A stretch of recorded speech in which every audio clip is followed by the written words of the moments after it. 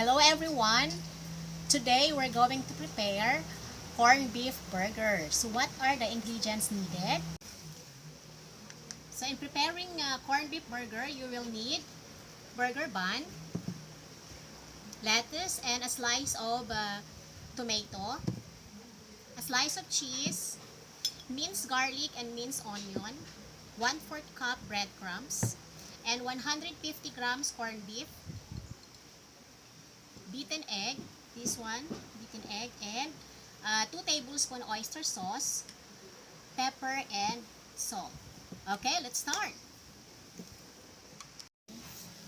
Okay, in a mixing bowl, combine 150 grams corned beef, minced onion and minced garlic,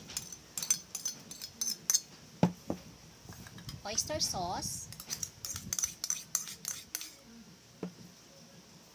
salt, and pepper,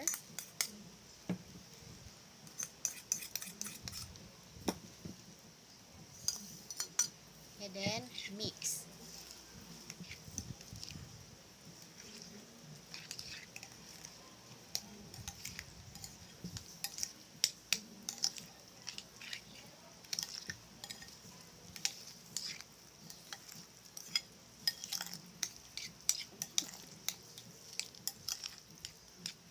Okay, so in a heated pan, we're going to fry the corned beef burger patty.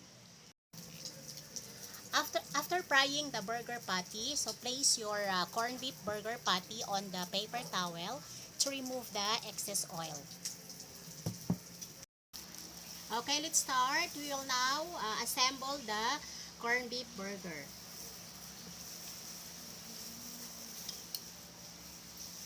So apply a generous amount of sandwich bread on your burger bun. Then add lettuce on your burger. And then add the corned beef burger patty. Then add cheese on top of your corned beef burger. And then you can add a slice of tomato and a slice of cucumber.